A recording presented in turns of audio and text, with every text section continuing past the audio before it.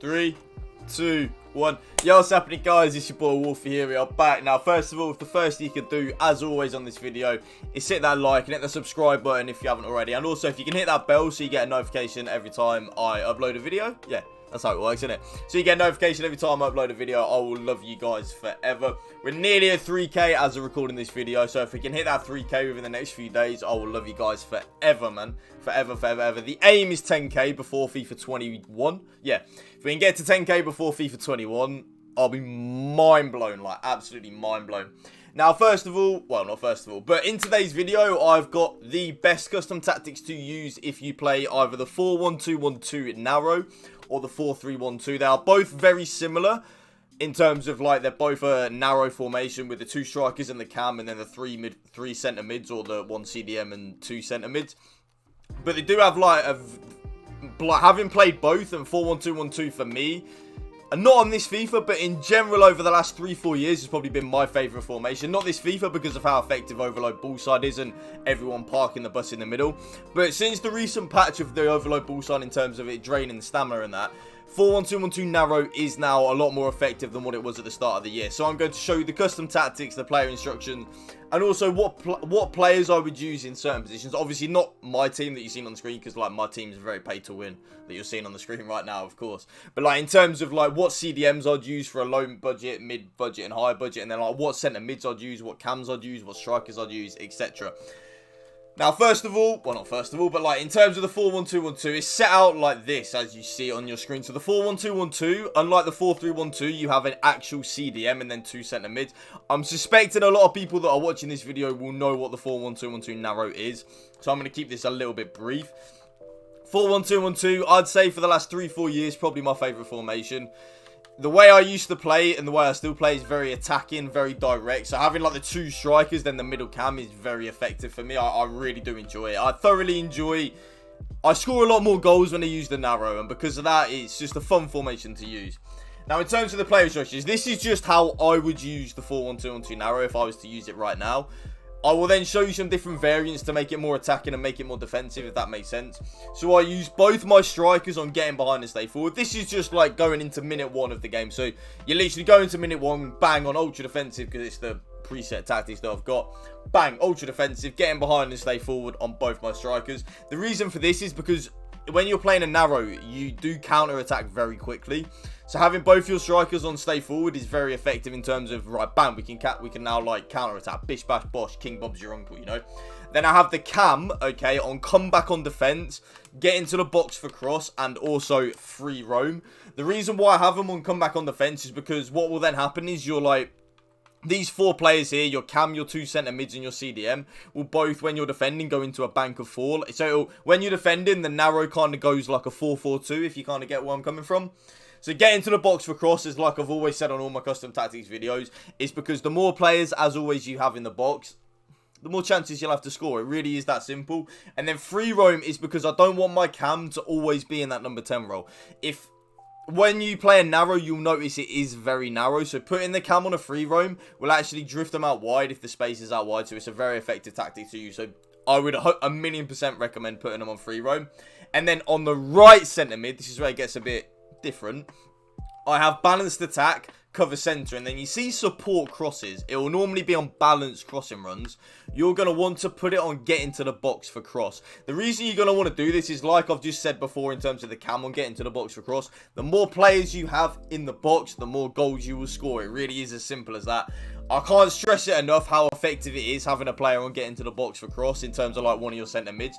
You will notice them, like, kind of does what it says on the tin. They will get into the box a lot more. Like, as soon as my right striker or my left striker's got the ball in the box, you'll see that right centre mid bombing forward to get into the box. It does leave you a little bit open to counter attacks, but I like to take that risk. At the end of the day, this is a video game to have fun.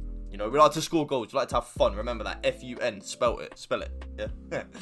But yeah, on the left centre mid, I don't have on getting to the box cross because obviously you don't want too many players getting into the box or else you just get counter attack for days. So balanced attack once again, and remember cover centre is key on a 4-1-2-1-2 narrow, because if you're going to have it, the default will be cover wing. So like both your centre mids on default will be on cover wing. You want to put them straight away on cover centre. If the only thing you take from my custom tactics video is that you put both your left centre mid and right centre mid on cover centre, you'll improve tenfold on this game, and that is a matter of fact.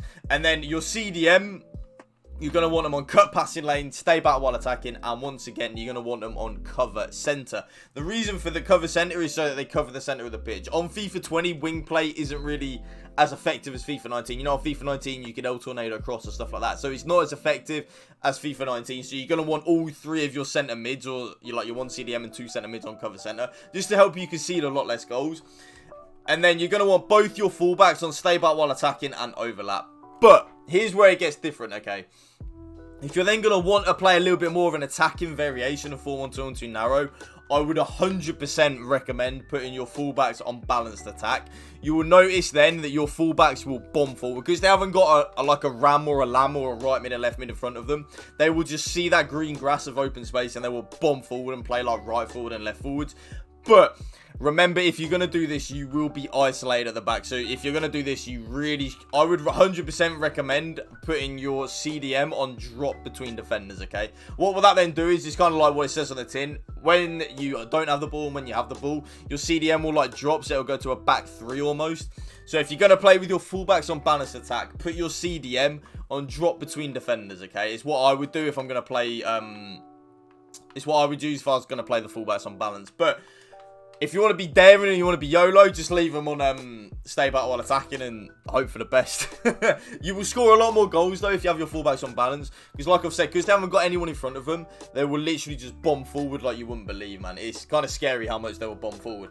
Now, in terms of the tactics to use on the 4-1-2-1-2 narrow, balanced style, I would drop the width down on the defensive style to 4 because it is a very narrow formation, so you're going to want to play to its strengths, okay?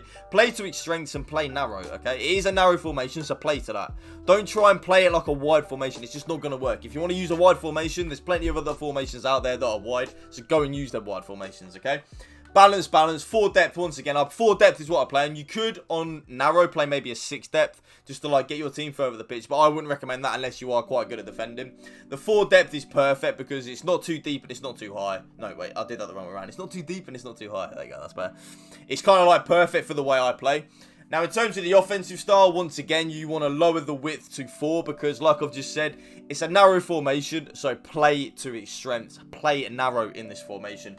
Players in the box, though, you want to up to 6, okay? The reason being is because you see how on 5 you haven't got 3 players in the box. You got your 2 strikers and then your cam kind of lurking on the edge of the box, but you up it to 6, and then all of a sudden you've got your 2 strikers and your cam all in the box. So because of that, like I've said previously, the more players you have in the box, the more goals you're going to score. It really is as simple as that. Corners and free kicks, as always, be on 2 and 2. The reason for that is because on default it will be 3 and 3, and if you play 3 and 3, the amount of times you will get counter-attacked on and stuff like that, it will kind of blow your mind, like, on a reel. So, play 2-2 is the best thing I would use. Now, in terms of players for the positions, okay, for your 2 strikers, you're going to want someone that's quick. You're going to want 2 strikers that are quick. So, low budget would be like a Ben Yedder. Mid budget would be like a normal Mbappe. High budget would be like a Team of the Year Mbappe. It'd be like a FUT Birthday Rashford, players like that.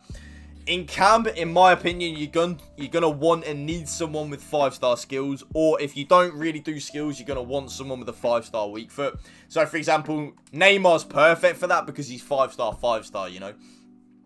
And the reason being for the weak foot or the skill moves, so say if you don't play the same style as me, excuse me, you're not really gonna be that bothered about the skill moves.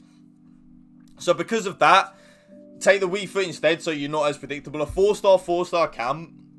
Excuse me, I've got really bad hiccups. A 4-1-2-1-2 narrow cam that's 4-star isn't going to be that effective because it's going to be too obvious. If he's left-footed, you're going to always want to go on his left foot. If he's right-footed, you're going to always want to go on his right foot. So you want to get away from that if you're asking for my honest opinion. And then for your right centre mid, remember, for the way I play and the way I use these tactics, the right centre mid is a very attacking player. So you're going to want someone that can score, and the way I always use the term, someone that can play. Okay, so someone that's got good agility, good balance, can score goals. Someone like a normal Mbappe, if you're on a bit of a budget, would be an ideal right centre mid. Because he's got the skill moves, he can finish. Someone that's a striker that can play centre mid would be very good in a right centre mid in narrow. So, like, for example, someone like a De Bruyne would be really good because of the 5-star weak foot and he can finish. Someone like a A lot of you, I'm guessing, would have done the right wing Bernardo Silva. Someone like that, a 91 Bernardo Silva, would be really good for a right centre mid. Left centre mid, you're going to want what I call a box-to-box. Someone like a Paul Pogba, a Moussa Sissoko, a foot birthday Moussa Sissoko. Someone that can get forward and also get back. So, for example, a Ruud Hullit's perfect for them. But obviously, a lot of you won't be affording Ruud Hullit. So, foot birthday Sissoko, normal Paul Pogba, Luka Modric, someone like that that's a real box-to-box centre mid. And then it's your CDM in a 4-2-2 narrow. You just want an out-and-out CDM. You want... Wait, I can't even select him. There you go. You want someone that can just defend, whether that be an 88 Vieira, whether that be an N'Golo Kante, a Moussa Sissoko would be a really good CDM in a 4-2-2 narrow, a Baby Blanc, a Prime Essien if you took it from swaps. Someone like them for your out-and-out CDM would be perfect. And then, as always, your fullbacks, if you want to play a balanced attack, you're going to want fullbacks that are quick. You're going to want fullbacks that are quick anyway in general. So just fullbacks that are quick. Centre backs, you guys know what are the good centre backs on this game. Van Dijk, Pink Boots, future stars Luis Felipe if you're on a bit of a budget. Normal Militao if you're on a budget. Lenglet, Varane, Ferdinand, Maldini, Blanc, all of these players, Desai, Ramos, all of these players are perfect centre backs. And then goalkeeper, Ter Stegen or Van der Sar, they're my recommendations. Simple as that. Now, that is going to be the end of the video, guys. I will do a separate video for 4-3-1-2. If you did enjoy this video and you aren't already, hit that subscribe button, hit that like, and drop me a comment for the type of videos if you want to see. And I will see you next time. Peace.